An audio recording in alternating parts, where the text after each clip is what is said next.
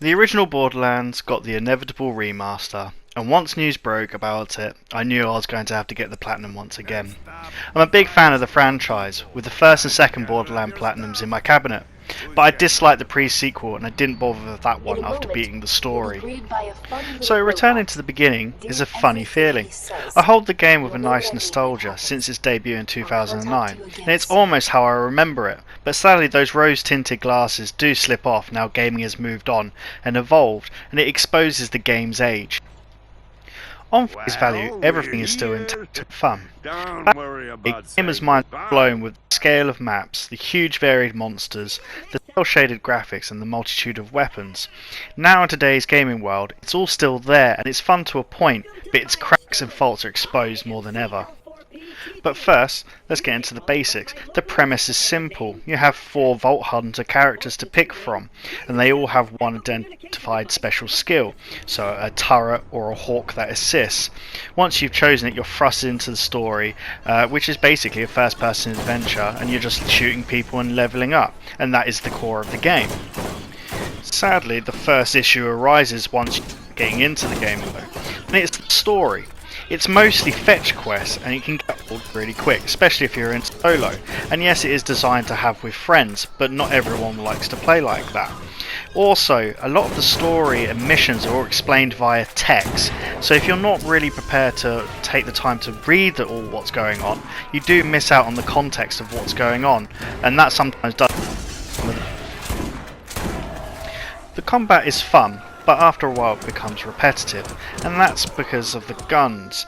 The guns have their quirks and attributes, making each one different beyond it being a machine gun or a shotgun.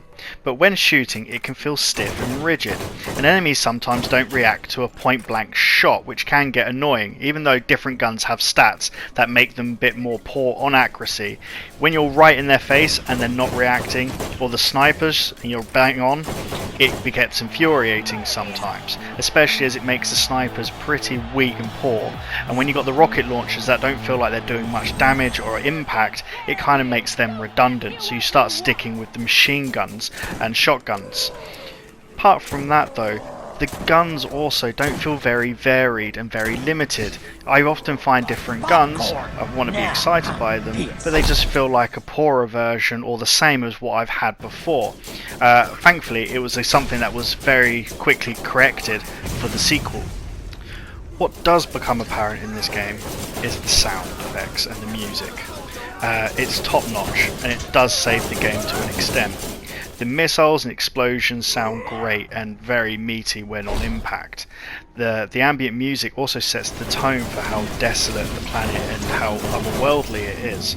Add the small cameos and how they're acted and how they sound, especially with Claptrap, you can also find that you blink and you'll miss it funny game moments, and that creates a nice charm about it.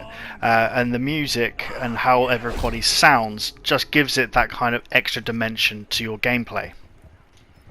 Borderlands has a simple level up system. You gain XP from killing and completing missions, and in return you level up, and you get a skill point to spend. It's a bit shallow, but it's a nice idea being able to pick up which skill tree and direction you want to take your character. As for the characters, they have their merits, but sadly I feel like the Soldier's Turret and Bloodwing were fun to an extent, but the other two abilities were poor, and in comparison I never felt like playing through much with those characters because of it, which was the Berserk and I think it was Lilith, and there just wasn't really any much scope apart from the initial phase locking and going berserk, and it was a bit boring compared to the normal gameplay you're already playing with.